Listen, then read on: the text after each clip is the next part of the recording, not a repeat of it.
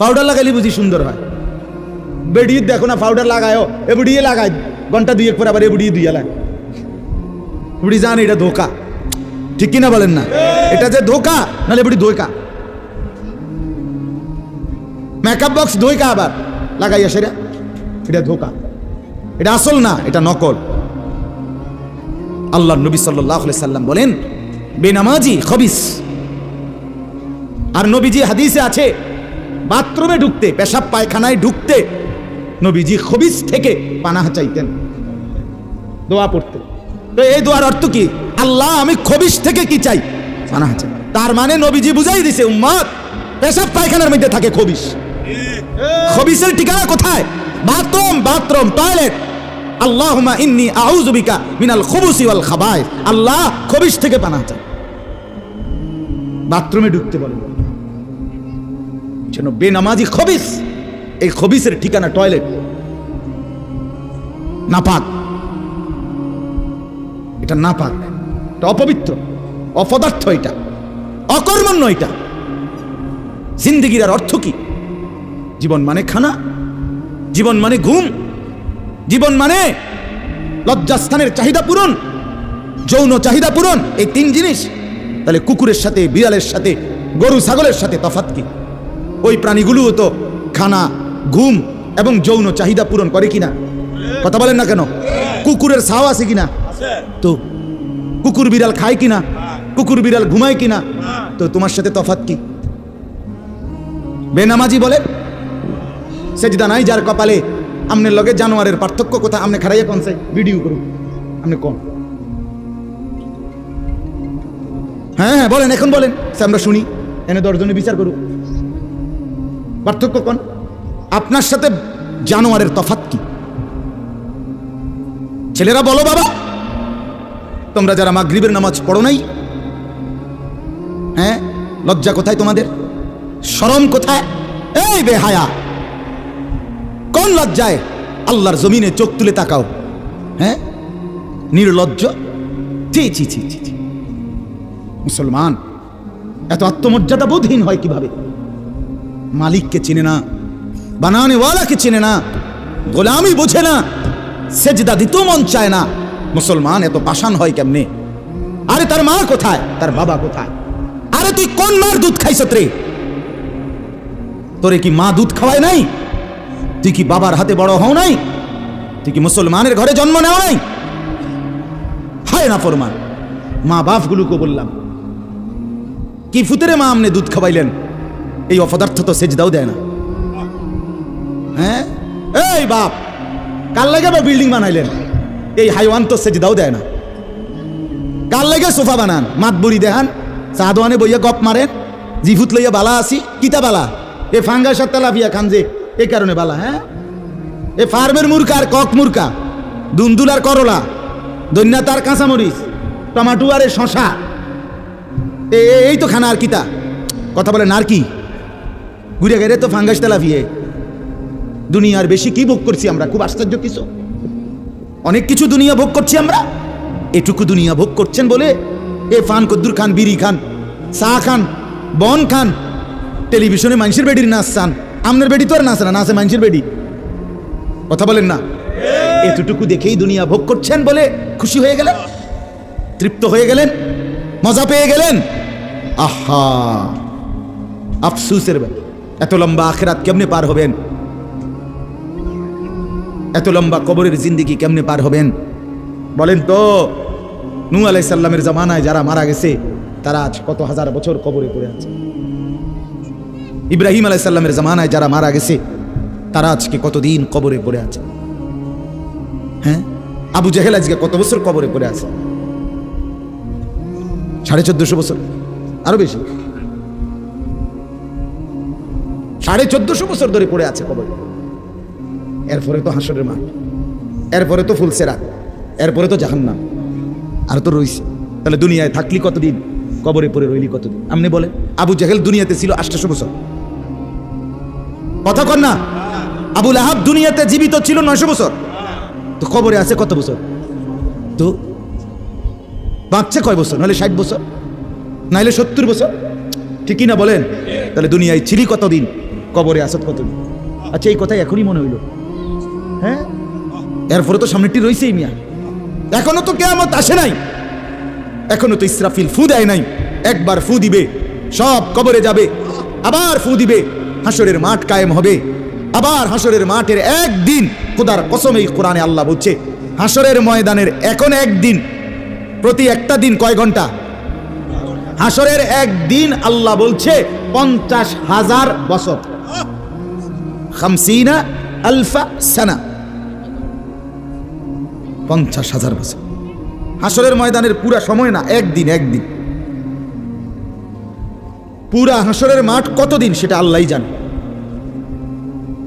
প্রিয় বন্ধু আমার, নষ্ট হইয়েন না। ছেলেরা আমার, বাপ বরবাদ হইও না। মনে করো কেউ বলে নাই, তবুও নষ্ট করো না নিজেরে। বাবা বলে নাই, মা বলে নাই, সর্দারে বলে নাই, মাতবরে বলে নাই, গ্রামের মুরব্বীরা বলে নাই, কেউ তোমারে কিছু বলে নাই, তবুও তুমি নিজেরে নষ্ট করে দিও না। হযরত ইব্রাহিম আলাইহিস সালাম, পুরা কওম, আপন মা আপন বাপ সবাই মূর্তি পূজক, কেউ তো ওনাকে ইমানের দাওয়াত দেয় নাই, তবুও সেই ছোট্টবেলা থেকে তিনি ওইখানে থেকেই উনি খুঁজে নিছেন আল্লাহকে। কাকে খুঁজে নিছেন?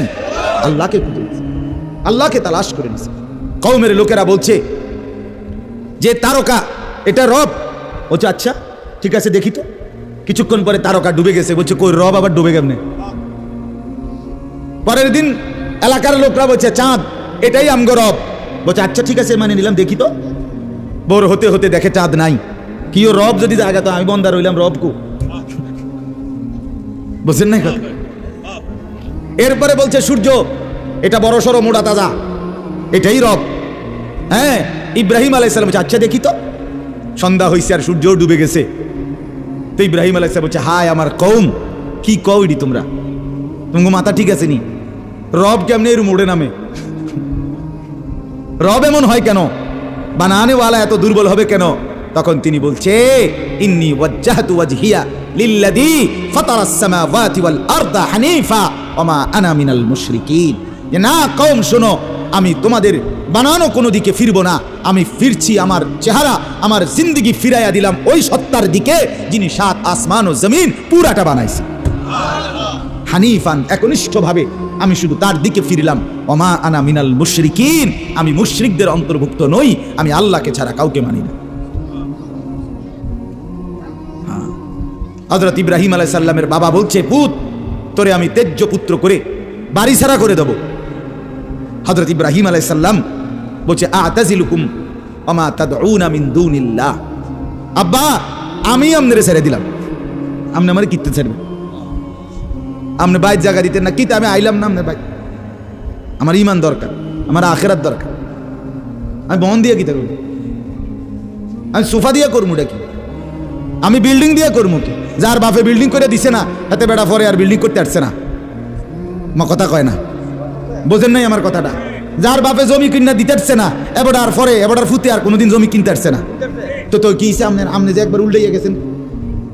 হ্যাঁ, আরে পুত, আমি যদি কদ্দুর কিছু করে দিয়ে যাইতাম না পারি, আমি মরলে তারা খাইবো কেমনে? না, তারা চিরা খাইবো। আর পরে আপনি 2 বস্তা চিরা কিনা দিয়ে যাই, আপনি মরলে আর কেউ দুনিয়াত কাম করতো না, আপনি একটা কামিলা মূর্তি আছেন শেষ।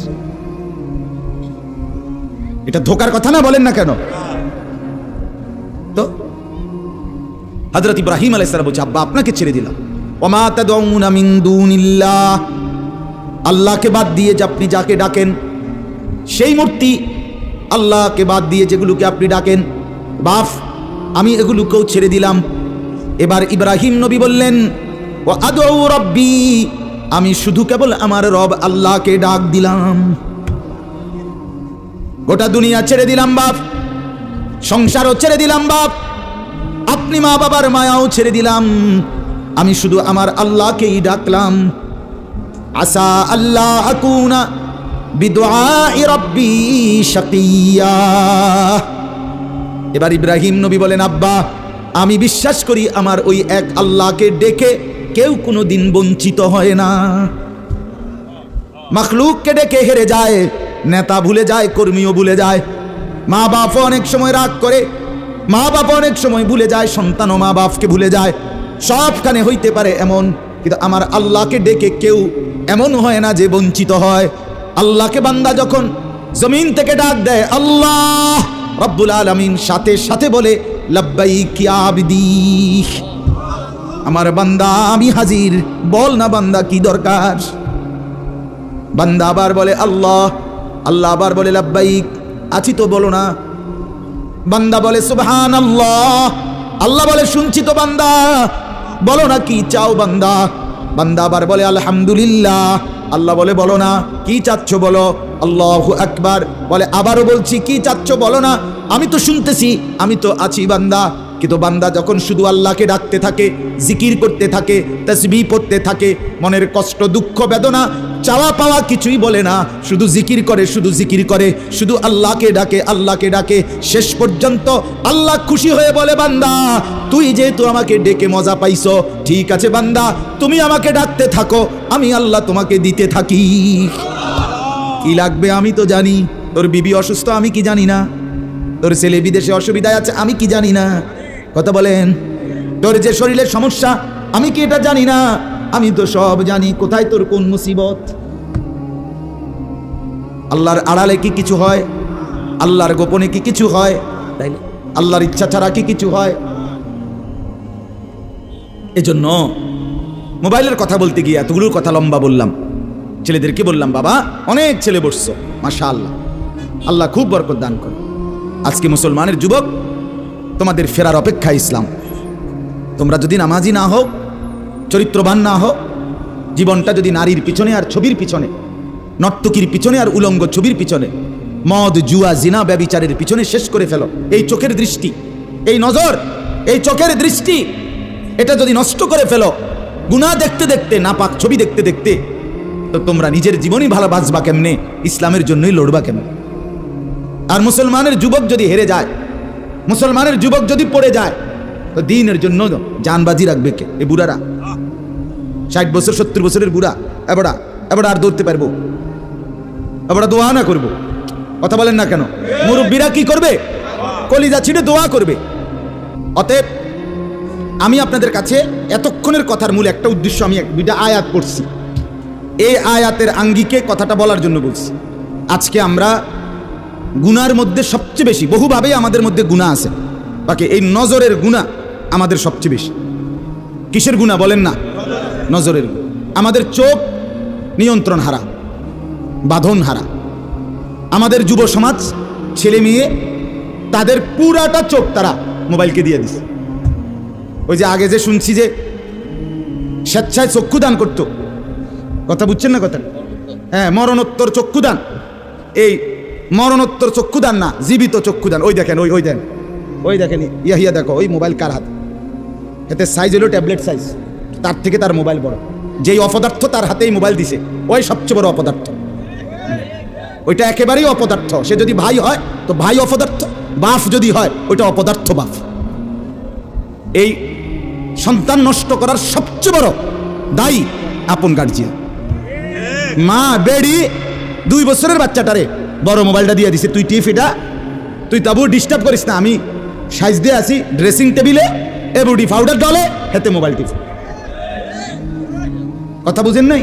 ও বেডি হিন্দি সিরিয়াল দেখে টেলিভিশনে, হ্যাঁ হিন্দি সিরিয়াল দেখে, ইন্ডিয়ান সিরিয়াল দেখে, কি দেখে?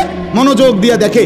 হিন্দি সিরিয়ালের সবগুলোর মূল বৈশিষ্ট্য হলো স্বামী স্ত্রীর ঝগড়া, শাশুড়ির থেকে জামাইরে কেমনে আলাদা করতে হবে, দেবর ননদের কেমনে স্বামীর থেকে বিচ্ছিন্ন করতে হবে, মানে সংসার কিভাবে তছনছ করবে, এটা হলো ওই বেঈমানদের সবচেয়ে বড় ষড়যন্ত্র। সবগুলোর বৈশিষ্ট্য এটা। মহিলারা এইটা দেখা বিবাহের পরে 6 মাসও একসাথে আর থাকতে চায় না। 6 মাসও না। বেডির সিদ্ধান্ত, মরিয়ার বাসি তে বেড়ারে তার বাপ মার থেকে আলাদা করুন। জীবনের সাধনা এটা।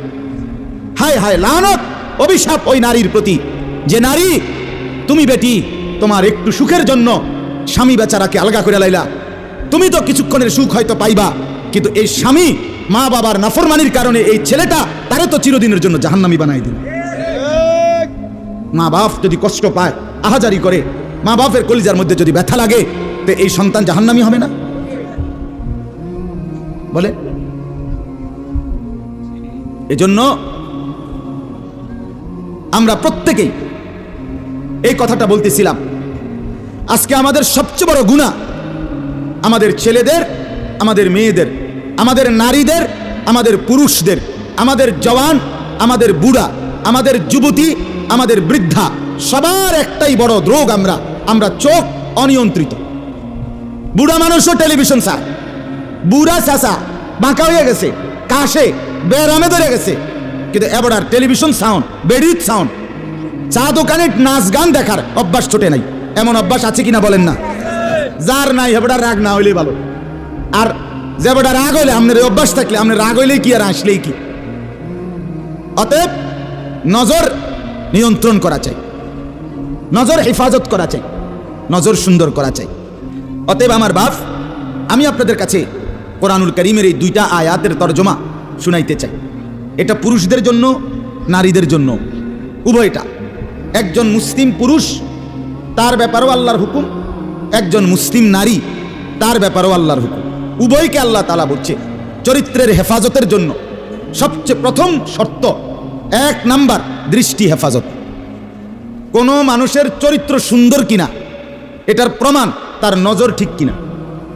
আমি ওই কথা শুদ্ধ কয়, ফ্যান ফিনছে, শার্ট গাও দিছে, স্প্রে লাগাইছে, কথাবার্তা এমনি কুমাইয়া কয় জি জি জি আঙ্কেল কেমন আছেন, ভালো আছেন, এ আর মাশাআল্লাহ দেখছুনি ও ভদ্র ভদ্র বাইয়া পড়তে আছে একবারে বেড়া। না না না না, 1 নাম্বার পবিত্রতা, সুন্দর, উত্তম আখলাক, সৎ চরিত্রবানের 1 নাম্বার বৈশিষ্ট্য হলো যে যার চক্ষু নিরাপদ, যে চোখ নিরাপদ রাখে। 1 নাম্বার এটা আল্লাহ তাআলা বলেন। আর চূড়ান্ত হলো যে নিজের লজ্জাস্থান হেফাজত করে। এই 2 দিকের বেড়া, মাঝখান দিয়ে এর ভিতরে যা আছে সবগুলো এতে নিয়ন্ত্রিত হবে। যে নিজের চোখকে হেফাজত করে, নামাইয়া রাখে, ভিন নারী, হ্যাঁ, যেই দৃশ্য দেখা, যেই ছবি, যেই নাচ গান, অশ্লীল দৃশ্য, হ্যাঁ, উলঙ্গ ছবি, বেপর্দা নারী, ভিন নারী, যাকে দেখার আমার কাছে অনুমতি নাই, আল্লাহ অনুমতি দেন নাই, তার থেকে নজর যে নামিয়ে রাখে এবং নিজের লজ্জাস্থান যে হেফাজত করে, আল্লাহ কোরআনে বলছে যালিকা আজকা লাহুম, এটাই হচ্ছে সর্বশ্রেষ্ঠ পবিত্রতা। এটাই হলো সর্বশ্রেষ্ঠ, কি বলেন না, পবিত্র, সেই বড় পবিত্র। এবার এই শুদ্ধ কথা কোক আর চিটেঙ্গা কথা কোক, কথা নোয়াখাইল্লা হোক আর সিলিটটা হোক, এটা দেখার বিষয় না। দেখার বিষয় হলো তার নজর দৃষ্টি এটা নিচের দিকে কিনা, আর লজ্জাস্থান হেফাজত কে। এই দেখেন আল্লাহ কি বলে শুনেন।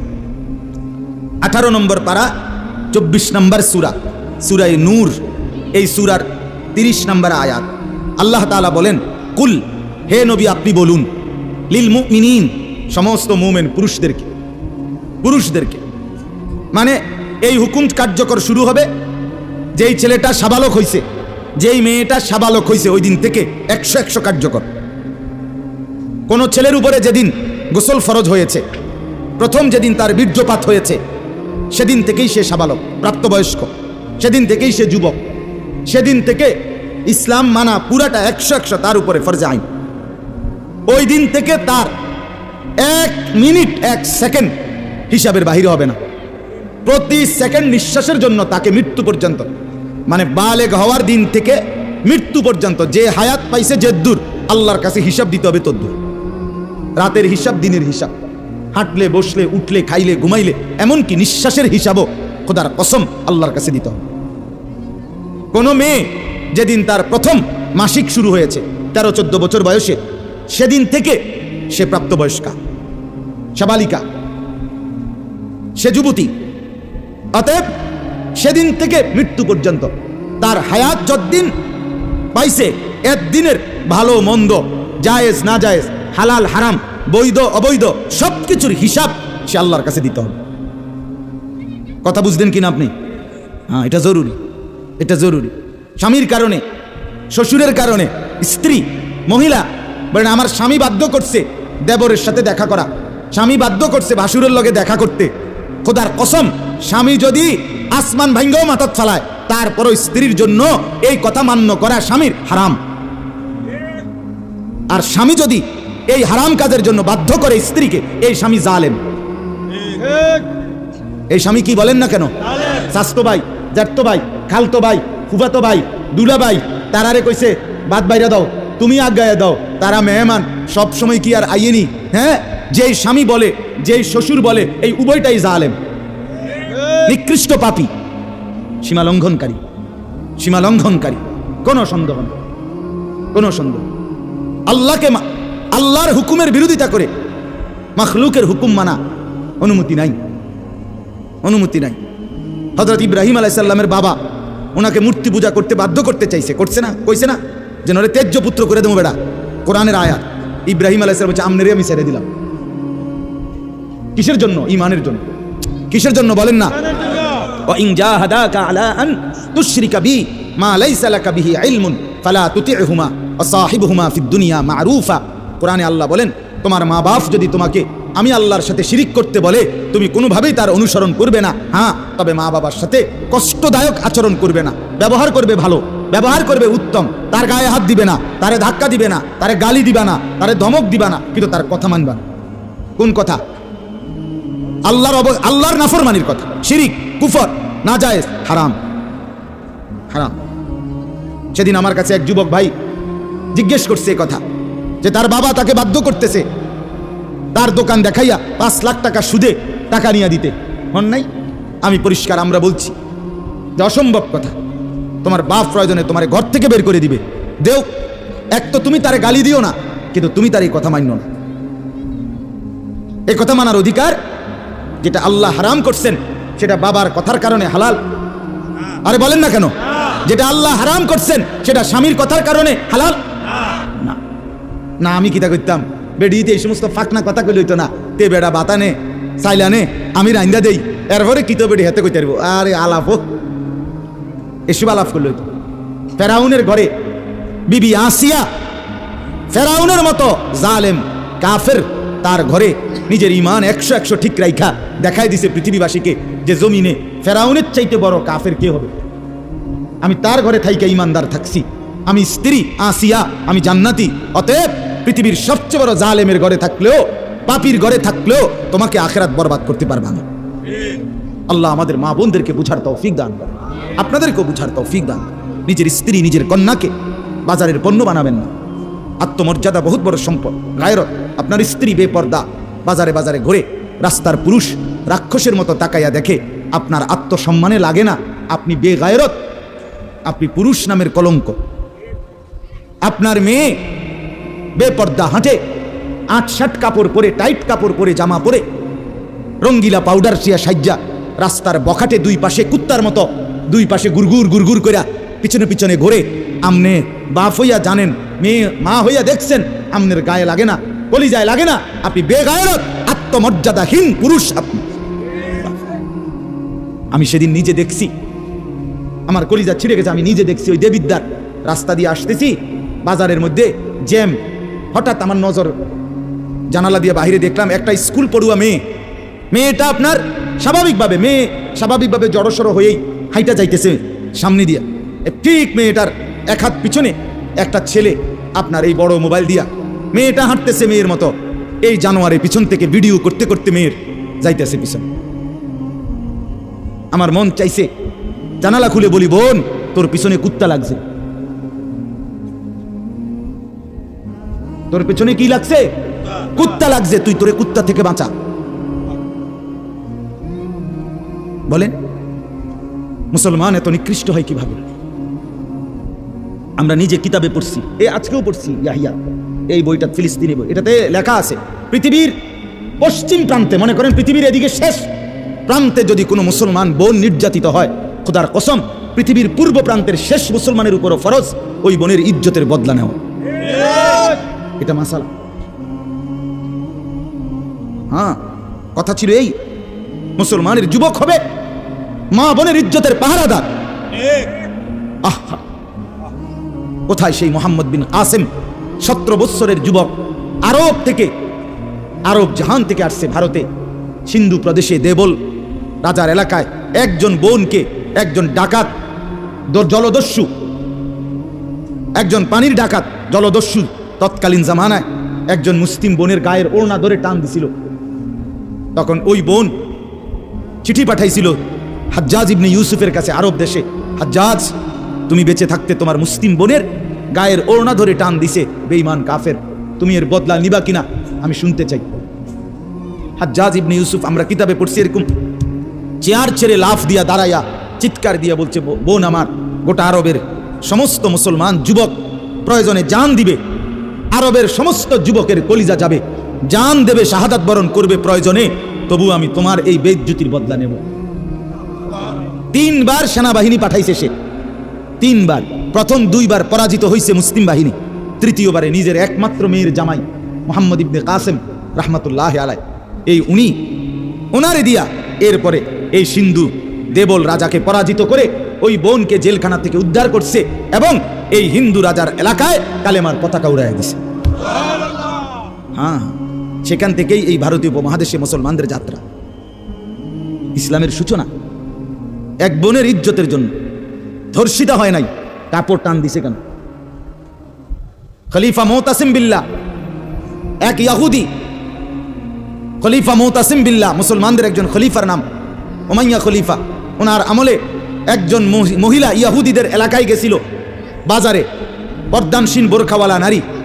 ওই ইহুদি, দুষ্ট এক ইহুদি, ওই মহিলার পিছন দিক দিয়া বোরকার পিছনে কৌশলে পিছন দিক দিয়া গোপনে এমন এক রশি টান দিস বাঁধছে। রশি বাঁধ দেওয়ার কারণে মহিলা যখন সামনের দিকে আগাইছে তখন এই রশির টান লাগাতে মহিলার বোরকা উঠে গেছে উপরের দিকে সামান্য, উনি পড়ে গেছে। এই মহিলা ওই বাজারে চিৎকার দিয়া বলছে, ওয়া মুতাসিমা, হায় মুতাসিম তুমি কই? তোমার মুসলিম বোনকে বেইজ্জতি করছে। সাথে সাথে খলিফা মুতাসিম বিল্লাহ পুরা বাহিনী নিয়ে আইসা ওই ইহুদি অঞ্চল পুরা জ্বালায় ফেলছে। কথা ছিল এই, কথা ছিল এই, রক্ত আর আমাদের গায়রত আর আমাদের হারিয়ে ফেলেছি।